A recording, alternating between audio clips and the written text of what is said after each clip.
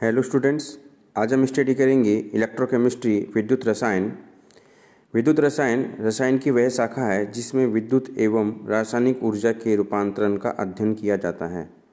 That means हमें जो electric energy है, विद्युत एनर्जी है, उसको रासायनिक ऊर्जा में परिवर्तन करना है या रासायनिक ऊर्जा को विद्युत ऊर्जा में परिवर्तित करना है। इसका अध्ययन जो है हम इलेक्ट्रोकेमिस्ट्री में करते हैं। देखिए यहाँ पे एक टर्म आती है सेल। सेल का मतलब क्या होता है? इसका मतलब है कि विद्युत ऊर्जा को रासायनिक ऊर्जा में परिवर्तित करने के लिए हम जिस साधन का प्रयोग करते हैं उसे हम क्या कहते हैं? सेल कहते हैं।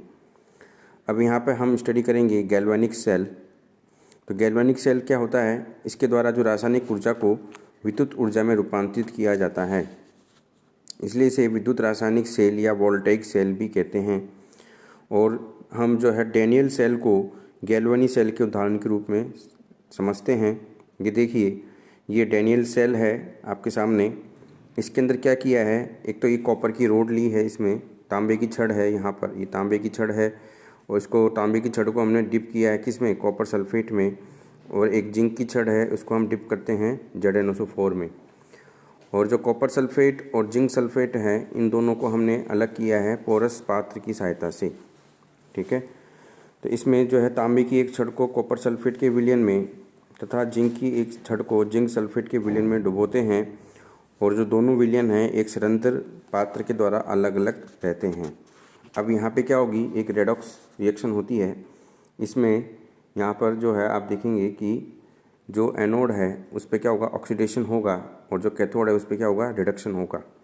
तो एनोड पर जब ऑक्सीडेशन होगा तो जो जिंक है ये क्या करेगा? इलेक्ट्रॉन डोनेट करता है और Zn+2 में परिवर्तित होता है। तो आप यहाँ देख रहे हैं कि जिंक पे जो है इलेक्ट्रॉन की, जिंक छड़ पर जो है इलेक्ट्रॉन की मात्रा बढ़ रही है। और ये इलेक्ट्रॉन जो है आप यहाँ देख रहे हैं वायर की सहायता से किस पे आ रहे हैं? कॉपर छड़ की तरफ, तांबे की छड़ की तरफ आ रहे हैं।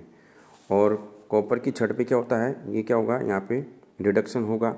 ठीक है, कैथोड। और यहाँ पे जो है कॉपर+2 जो है, कॉपर सल्फेट में से कॉपर+2 इन इलेक्ट्रॉनों को लेकर किस में चेंज हो जाएंगे? कॉपर धातु में। तो ये एक ये रेडॉक्स रिएक्शन यहाँ पे संपन्न होती है इस डैनियल सेल के अंदर। और यहाँ पे आप देख रहे हैं कि जो वायर है इसमें इलेक्ट्रॉन के बहने से जो है धारा प्राप्त होती है। तो इस प्रकार जो आपने देखा कि galvanic cell, that means Daniell cell की सहायता से हमने जो है एक रासायनिक ऊर्जा का मतलब क्या है? यहाँ पे केमिकल रिएक्शन संपन्न हो रही है, उसको हमने किस में परिवर्तित किया है? विद्युत ऊर्जा के अंदर।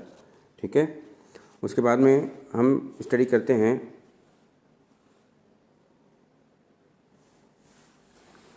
स्टैंडर्ड सेल क्या होते हैं, मानक सेल क्या होते हैं। उसको समझने से पहले हम देखते हैं कि विद्युत वाहक बल क्या होता है। खुले परिपथ में दोनों इलेक्ट्रोड के बीच विभवांतर के को सेल का विद्युत वाहक बल कहते हैं। इसे हम संक्षिप्त में क्या कहते हैं? EMF। तो ये खुले परिपथ में जो दोनों इलेक्ट्रोडों के बीच में जो विद्युत विभव का अंतर है, अब इसे हम कैसे मापन करेंगे? तो इसका मापन करने के लिए हम प्रयोग में लेते हैं मानक सेल का। और मानक सेल का मतलब क्या है कि मानक सेल किसी भी सेल के विद्युत वाहक बल के सही मापन में महत्वपूर्ण भूमिका अदा करता है। इसके जो है निम्न गुण होने चाहिए। इसका जो विद्युत वाहक बल है वो लंबे समय तक स्थिर रहना चाहिए, यह उत्क्रमणीय होना चाहिए, और कुछ मात्रा में धारा प्रवाहित होने पर यह नष्ट नहीं होना चाहिए, और इसका ताप गुणांक भी क्या होना चाहिए? कम होना चाहिए। और मानक सेल के रूप में हम यूज करते हैं वेस्टर्न मानक सेल। ये आप डायग्राम देख रहे हैं यहाँ पर, ये क्या है? वेस्टर्न मानक सेल क्या है? यह सेल एक H आकार की कांच की नली का बना हुआ है। इसकी एक भुजा में मरकरी भरा होता है और मरकरी पर मर्क्यूरस सल्फेट की लेई भरी हुई होती है, और ये भुजा धनात्मक इलेक्ट्रोड का कार्य करती है। दूसरे भुजा में ऋणात्मक इलेक्ट्रोड का कार्य करती है जिसमें कैडमियम अमलगम भरा होता है। और भार की दृष्टि से जो कैडमियम है वो 12 से 14% होता है।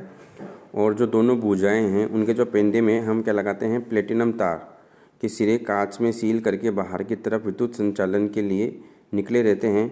और आप यहाँ देख रहे हैं कि यहाँ पे एक रेडॉक्स रिएक्शन संपन्न होती है। जो रेडॉक्स रिएक्शन संपन्न होती है वो निम्न है, और इससे जो है हमें जो विद्युत वाहक बल मिलता है वो कितना मिलता है 1.0183 वोल्ट जो होता है वो काफ़ी लंबे समय तक ये क्या है स्थिर बना रहता है। ठीक है। उसके बाद में हम देखेंगे विद्युत ऊर्जा और रासायनिक ऊर्जा में संबंध। देखिए, ऊष्मागतिक सिद्धांतों का अनुप्रयोग केवल उत्क्रमणीय सेलों में ही किया जा सकता है और गिब्स और हेल्महोल्ट्ज़ के अनुसार किसी उत्क्रमणीय सेल की विद्युत ऊर्जा उसमें होने वाली अभिक्रिया की मुक्त ऊर्जा में कमी के द्वारा निर्धारित होती है। ये बता रखा है कि जो विद्युत ऊर्जा है वो उसमें जो है अभिक्रिया की जो मुक्त ऊर्जा में कमी है उसके बराबर होती है। ठीक है। और यहाँ पे आप देख रहे हैं किसी भी उत्क्रमणीय सेल का अगर विद्युत वाहक बल E है, E वोल्ट है और उसमें हम जो है N फैराडे विद्युत प्रवाहित करते हैं तो परिणाम स्वरूप जो निकाय के द्वारा जो विद्युत कार्य किया गया है वो है कूलाम इंटू वोल्ट होगा या NEF होगा। और ये जो NEF है ये किसके बराबर है? मुक्त ऊर्जा में कमी के बराबर है। अब आपको यहाँ पर जो है डेल्टा G का मान जो है आपको उसको गिब्स हेल्महोल्ट्ज़ समीकरण में रखना है। तो ये आप देख रहे हैं गिब्स हेल्महोल्ट्ज़ समीकरण, यहाँ पे आप डेल्टा G देख रहे हैं और अभी आपने देखा डेल्टा G बराबर क्या है -NFE।